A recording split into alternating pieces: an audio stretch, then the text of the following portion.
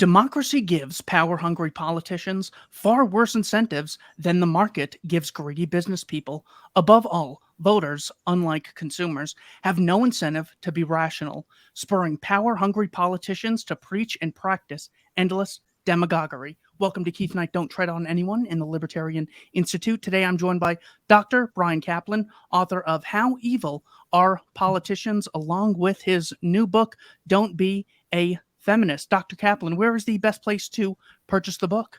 The best and only place for these is Amazon. This is a series of 8 books of my very best essays over the last 17 years, and they are Amazon exclusives. Feminism is the moral position that women and men should have equal rights. Is that a fair definition? It is not a fair definition.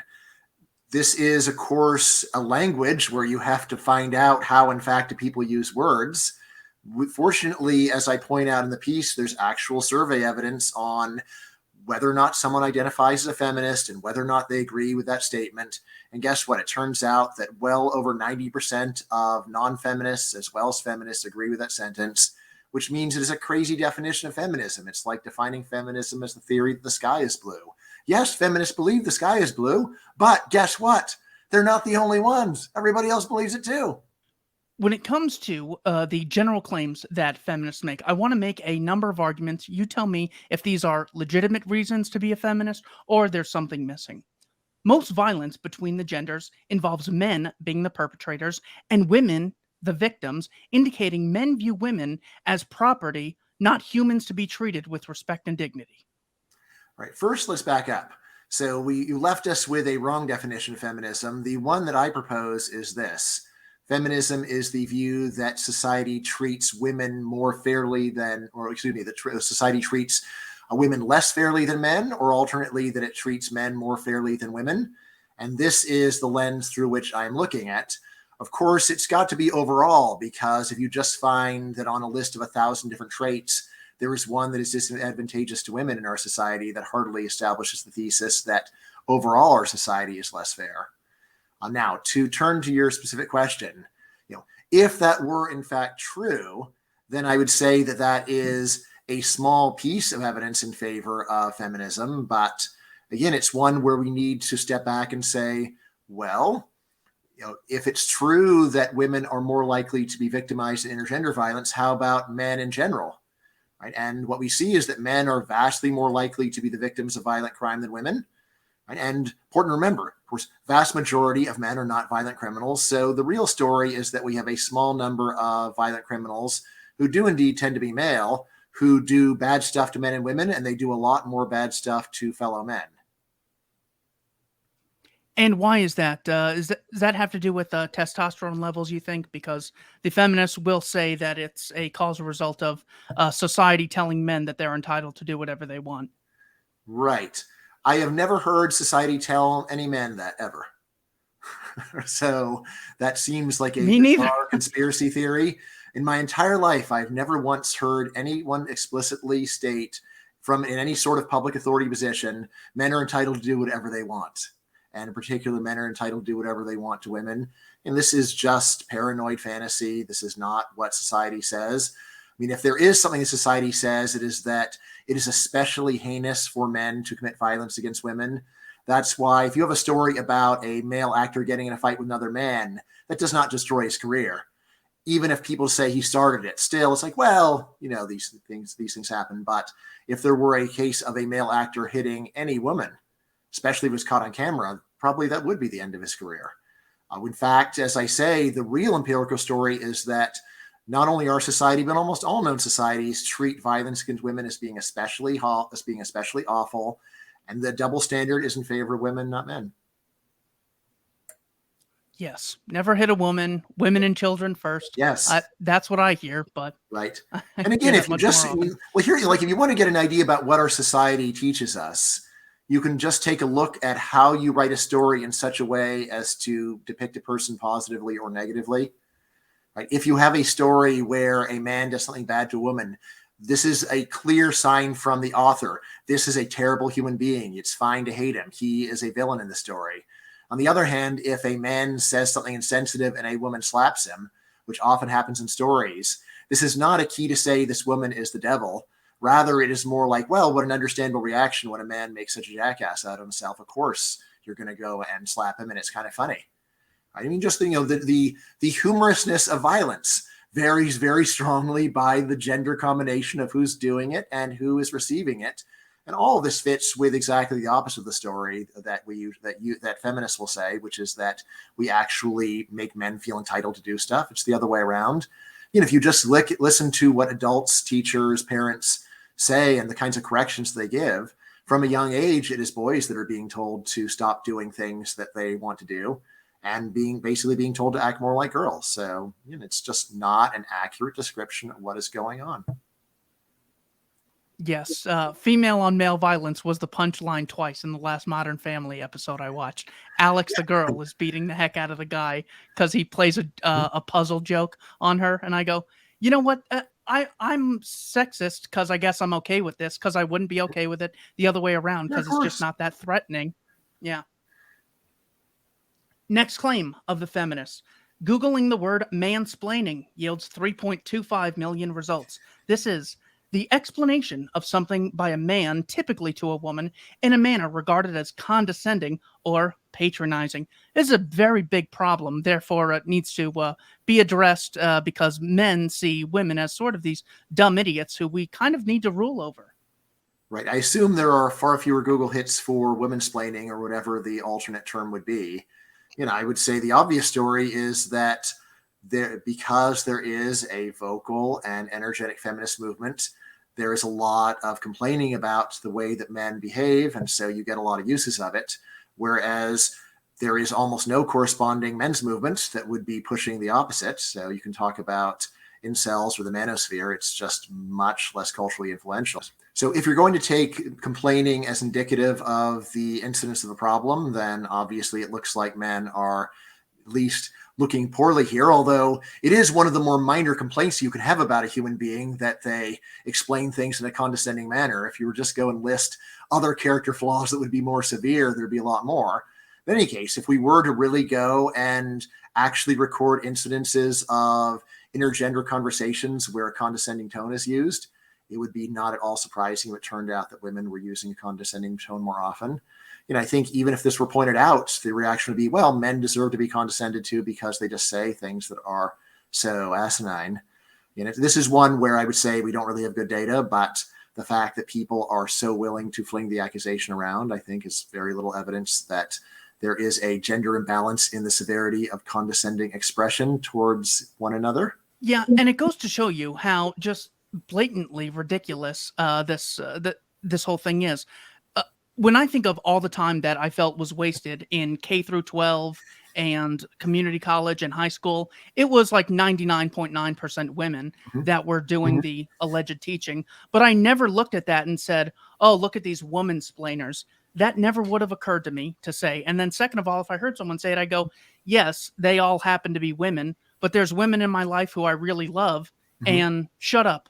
Don't ever say that in front of me because that's ridiculous. You're negatively generalizing people I really care about. You're going to negatively generalize about teachers, not women.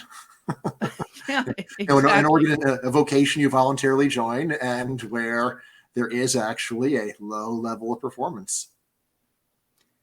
Next one. Men make more money than women. Therefore, sexism is the result of this because it's so much more. It's not just a little more. Right. So I am an economist, and this is the kind of question that economists are especially trained to do. So when I was writing the book, I went to the main review articles on this, and what they will say is if you just put in some fairly obvious competing explanations, alternatives to sexism, such as men working more hours, more likely to work full time, men are more likely to be in STEM type jobs, then almost all of the gap goes away. I think that the main review article says they still have 7 or 8% of the pay gap unexplained.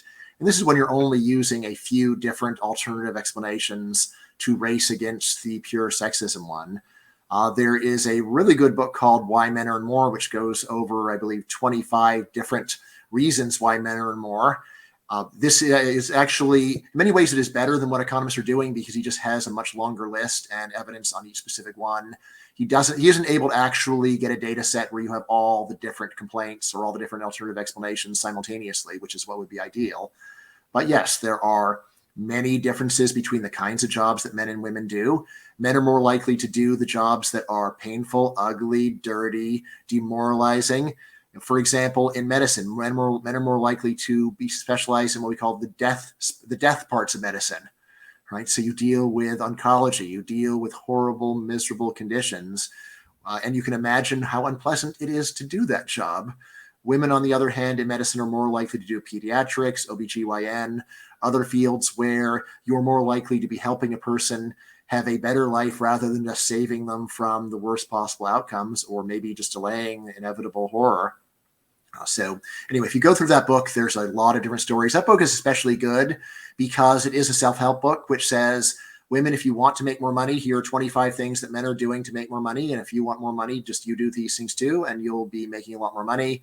Although once you find out what it is that men are doing to make this extra money, you might decide you don't want to do it. And on the flip side, if you're a man reading the book, you may read it and say, yeah, I don't want the money that badly. And so for example, another thing that men are more likely to do is to move to an undesirable location for a career. To move to Alaska, South Dakota, that kind of thing. Of course, lots of people want to move to San Francisco or New York City or some hot location.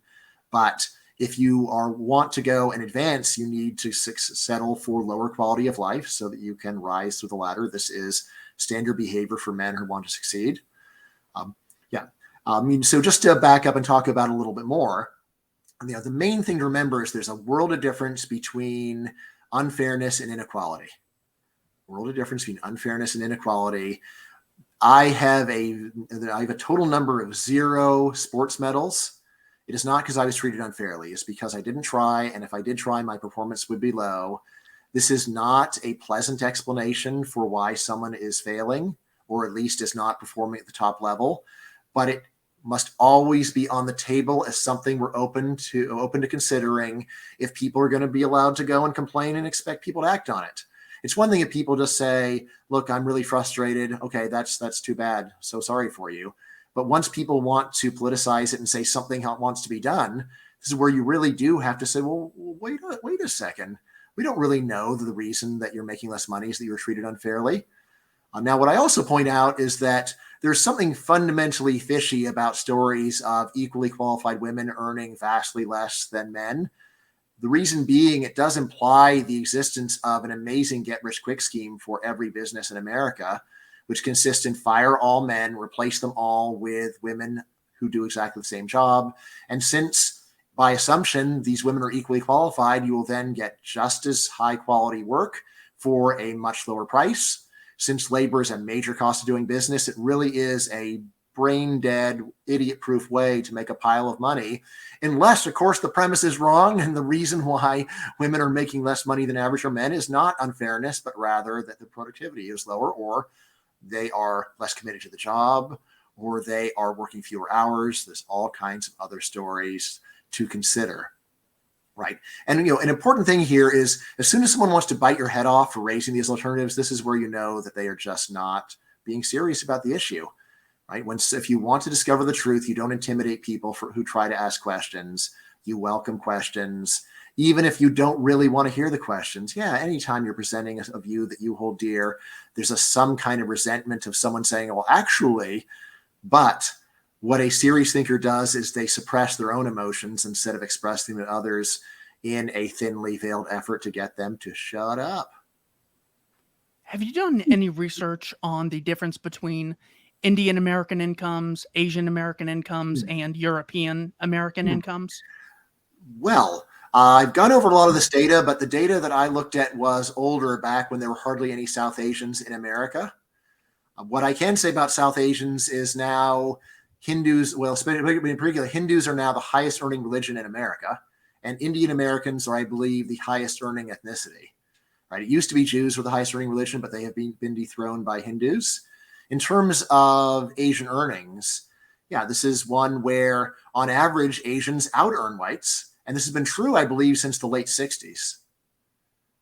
Right now, once again, the very fact that a group is out earning another does not mean that they have not been treated unfairly. Maybe Asians would be making even more money if they were treated fairly.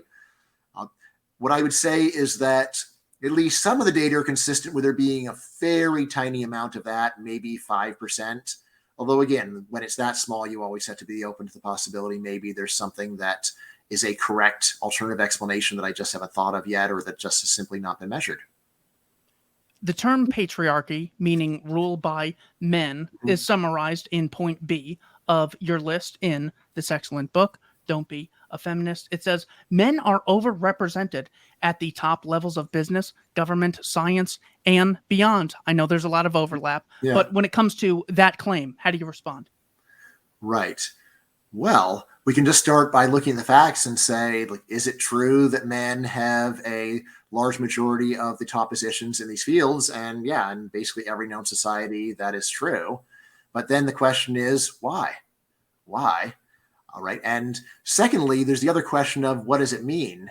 On the what does it mean, this is where I keep telling people, well, let's step back. Yes, men are overrepresented at the top.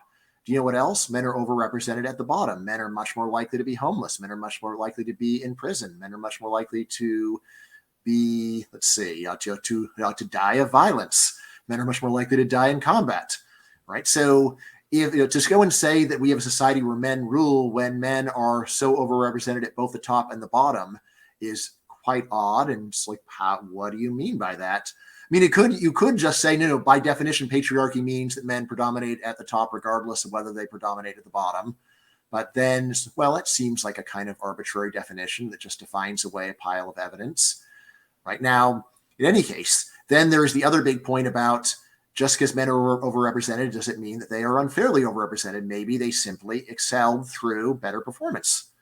Right. And this is one where we can definitely look at areas like science and just say, okay, well, here are all the main scientific accomplishments of men. What are the corresponding scientific accomplishments of women? There are some, but it's really hard to find anything remotely close to parity. There's this is a small example, but it is kind of fun. There's a really great cartoon history of comic books. I think it's called the Comic Book History of Comic Books. There's a first edition where they just went through the regular history, and then after it was published, they said, "Oh wait, we basically mentioned 0 women in this entire book." So then they did a second edition, which I also have because they colorized it and I like the colors, where they put in a bunch of pages about women in comics, where they just did a really deep dive and tried to find something that women had done. All right. It's not true that women have done nothing in comics, but nevertheless, the fact that you could write a whole book giving a very thorough history and then at the end say, oh, wait, what about the women? Does give us an indication, look, they just didn't do as much. Now, you can, of course, say, well, yeah, but why is that? Why is that? Right? It's an interesting question. There are, of course, again, a bunch of explanations which would not require unfairness. The simplest one is maybe they were less interested in comic books. Is it possible women are less interested in comic books than men? Yeah. Well, if you're not interested in something, you're probably not going to excel at it, are you? No. All right. That's something that's worth considering. And of course, the same goes for natural science. Is it possible women are just less interested in natural science? We have a pile of evidence that they are less interested in it. Most obviously, just looking at the majors that people choose to do. You can always then come back and say, well, if physics were properly welcoming to women, then they would be equally represented. And this is something like, well, so you say, is there any evidence of this? Or is this just something that you always claim whenever you have backed into a corner or where you have painted yourself into a corner with exaggerated, hyperbolic, paranoid claims? I'm going to go primarily with the latter, although maybe we could find something. I mean, much of what I object to is just the thinly veiled intimidation when someone asks questions. Because when someone says, well, why do you think it is? Right? They aren't really asking you why you think it is. They are trying to make you scared to talk so that everyone has to pretend that they've got it all figured out and they know the answer is unfairness, when there's obviously plenty of other explanations on the table. One thing that I did not mention in the essay, Don't Be a Feminist, A Letter to My Daughter, is that we do have interesting data on what happened to Jews versus women when there was a great emancipation in both law and social norms. So we can see is that back when Jews were in the ghetto in Europe, then they had a very low share of world achievement in science, literature, philosophy, and so on. Then if you go and take a look at measures of achievement that you'll see in dictionaries of achievement, you'll see that very soon after the ghettos were ended, Jewish achievement skyrocketed from just a few percent of achievement to like 25%. Women, on the other hand, when barriers came down, have not risen to anything remotely like that. So I think this does show, in the case of Jews, it looks like it really was a system that was suppressing natural performance. For women, the data are just much less in favor of that. And I'm only a messenger. This is not my fault. A common misconception about this book, and especially lead essay, is that this is expressing some kind of anger or hostility towards women. Nothing could be further from the truth. The subtitle, again, is A Letter to My Daughter. If you read it, it is me talking to her, trying to explain to her what is really going on in the world. Do I want my daughter to have all the good things in life? Of course.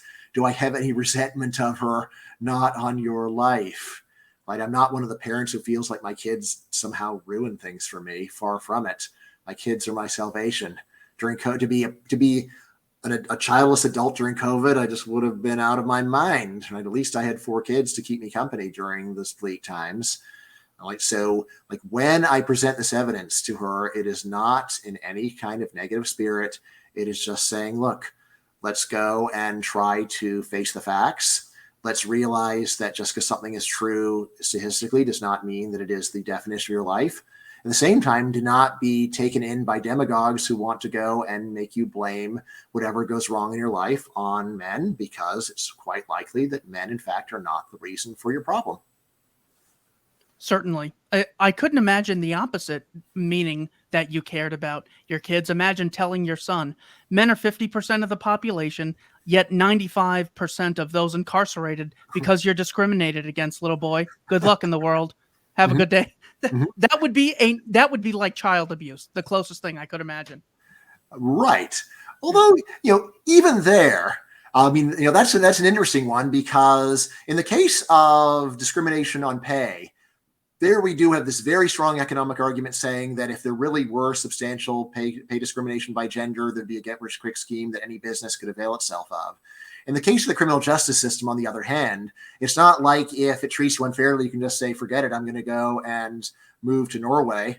Right? So it is one where we should at least be more open to the possibility that there is gender discrimination.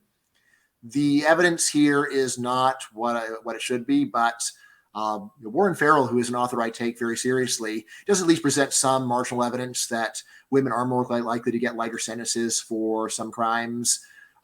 Especially things like, if you go and kill your partner and then claim abuse and basically the burning bed defense, women are a lot more likely to get away with that than men. That could, of course, reflect the reality that women are more likely to be living in fear for their lives. Well, he also does go over some interesting evidence on spousal violence or interpartner violence, where he says it's a lot more complicated than most people think. In terms of most measures, it's very similar by gender. Even in terms of severity, he says that women are more likely to use a weapon or more likely to get a man to commit their violence for them. So actually, even on the severity measures, it is not so clear that in partner abuse that men are actually worse overall than women. But this is where the evidence, I would say, is quite a bit weaker. So it's a good idea to keep an open mind on it. But it was eye-opening to me to realize it's not actually open and shut. Have you seen, I'm trying to think of a non-bizarre way to say this. Have you seen a baby's reaction to being circumcised? Ooh, I never have. I managed to get all of my sons to not be circumcised. It was done to me, but of course I have no memory of it. The claim that they don't feel pain at that age just seems so absurd, right? Yeah. So I have been anti-circumcision for a long time. In terms of what's the actual most practical way to deal with it, I think it's a bad idea to actually take kids away from their parents for it, because circumcision does not predict doing a bunch of other horrible things to your kids. But yeah, it is one where the way that people accept it so casually seems absurd to me. So actually, there is an essay in Don't Be a Feminist, where I talk about Michael Chabon, who has an essay on the circumcision of his kids, and he goes over all the arguments and says, yeah, none of the arguments in favor of circumcision are any good. Probably hurts a lot, but haha, well, that's just how we are. We are flighty creatures. We are.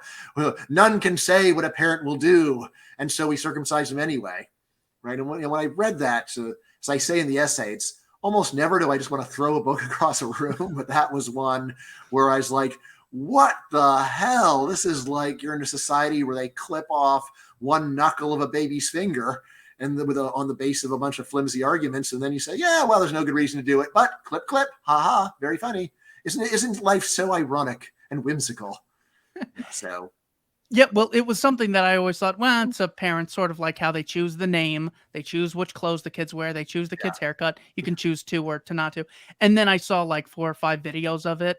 Yeah. And then I asked a doctor, I said, hold on, am I only seeing these videos because they're the worst examples? And they go, no, that's generally how it's done. And it's too risky to like put a kid under and give them an anesthetic. So, I mean, they would never do that. So yeah, that's how it is. And I go, I think that was like the one thing that took me maybe 12 to 24 hours to totally change my mind on. Everything else I've gone kicking and screaming, but that's like, oh, I need to absolutely be against this. Even if it's uncomfortable for my friends having kids, I'm going to bring it up, and they can hate me. But I got so many Caplan books to read that I could lose a few friends. Yeah, right after my first 2 sons were born, the doctor came in and said, okay, well, when do we schedule the circumcision? And I was strongly tempted just to say, are there any other healthy body parts you think we ought to amputate? But I just said, we're not doing it. And he's like, oh well. And then he did look at my name, and he's like, well, Jewish last name, what, you're going to go and break this chain letter of amputation that's gone on for thousands of years? Like, yeah, I'm breaking the chain letter. No. From Moses, and it stops with Caplan. Wow, just unbelievable. You really threw a wrench in that chain. Letter F. Men view women as sex objects. This does not allow women to go about their lives and live with dignity because they're constantly being treated as a means to an end, not as an end in and of themselves. How do you respond? Right. To start, there's hyperbole there, like an enormous amount of hyperbole. Yes, constant. Like, unless you're a supermodel, and even there it's unclear, like constantly being approached, that's just a gross exaggeration. Like, I've talked to many women, and like the amount of times it actually happens is not nearly that high, right? But there's 2 ways of going about this. So, one, I point out, like there's a lot of truth in it. This is the way that a lot of men, especially young men, see women. But guess what? It is a 2-way street. It is also true that a lot of women see men as success objects, that they just look at a guy and say, well, has this guy done well in the world, and done well in his career? Is he rich? In that case, I like that guy. Right. So in both cases, you may say he is an example of human beings being superficial. It's not the most, it is not the most admirable trait. It's one that we do see across both genders. Right. Now, furthermore, in terms of the general complaining, I mean, this is a thought experiment that I think does really give us a lot of insight. Just imagine that you could go and turn your dial of physical attractiveness anywhere you want from 0 to 10. Wherever you put it, you were going to have to deal with all the good and all the bad of that attractiveness. Where would most men put it? Where would most women put it? I think very few people would put it below average. Right? Because yes, being physically attractive gives you a lot of good things in life. It does have some mild downsides, but overall it's a good thing. And for someone to go and really complain about that does strike me as a strange set of priorities and just a strange perspective. Like for almost, like you might say, I'm really smart and this is terrible because now people want to go and ask me for help on their homework. So, all right, well, I suppose they will, but guess what? You get to be smart. So maybe it is not the most reasonable or serious complaint to be sharing for attention. Yeah, I knew a very rich girl in school who lied and said she was poor because at her previous school, everyone knew she was rich and she didn't know who her friends were. Like, people were constantly using her. And I go, okay, I get that that's a small problem in the large scale of things, but it's actually a really difficult psychological issue. are the people you surround yourself. They say they like you, but you've only been fooled 100 times before. So I'm yeah, surprised there's that a both young sides. person would have that attitude. I can see someone, like in their 30s worrying about that kind of thing, but I mean, it's just like, how long can you even keep that a secret unless you don't have any friends? So if you have any friends, they're going to come to your house, they'll see how you live, and then they'll tell people. So uh, it's a strange story, but of course, the world is full of strange things. It's so big. In response to the claim that women do a disproportionate amount of housework and care for the kids and don't get compensated, you had mentioned that you went to Europe, I believe, with one of your kids, and you saw a lot of women and children who were refugees from Ukraine, but you didn't see any men. If you had to guess, where do you think they were? Yeah, well, they're stuck in Ukraine. Most of them are not fighting. It's not like like Ukraine has an army of 15 million guys or anything like that. Rather, it's just a law saying that if you are between 16 and 60, males are not allowed to leave Ukraine. Yes, so this is a gross violation, and furthermore, this is one where they don't even have the excuse of we need them as soldiers. Like a guy who's 59 is going to be a soldier, right? That's pretty ridiculous. I mean, it would be more reasonable to keep the 13-year-old guys in the country, because if the war goes on 3 years, then you can draft them then. But yeah, like really what's going on is like, well, men, their role is just to be human shields, right? And even if you're not a soldier, still, we don't want the world thinking that we're cowards and that we have adult men leaving the country. Yeah, so there is that. What was the what was the prior part? What was the prior part? So you're contrasting the like the treatment of Ukraine with, what was the other thing you had just said before? Just refresh my memory.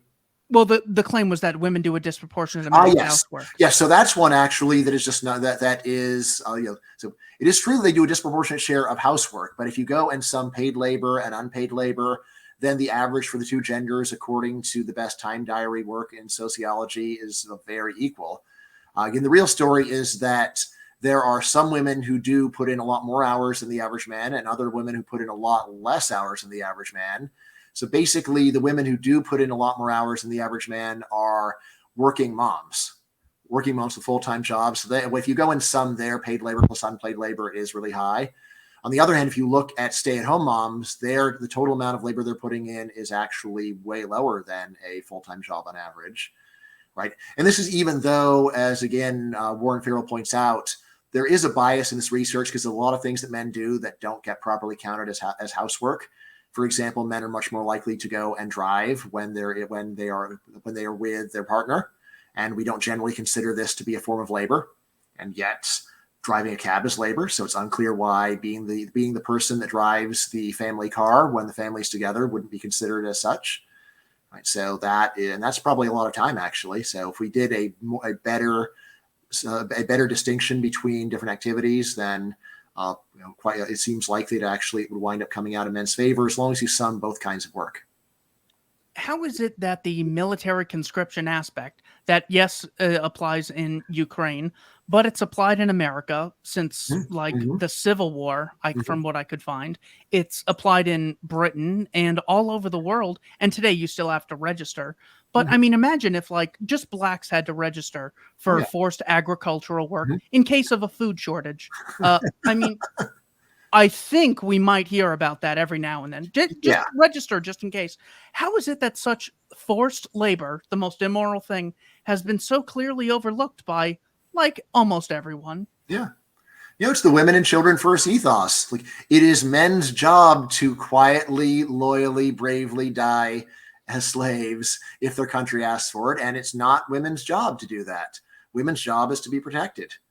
Right. And this kind of attitude is there, such that if a guy were to point it out, not only women, men would also make fun of him.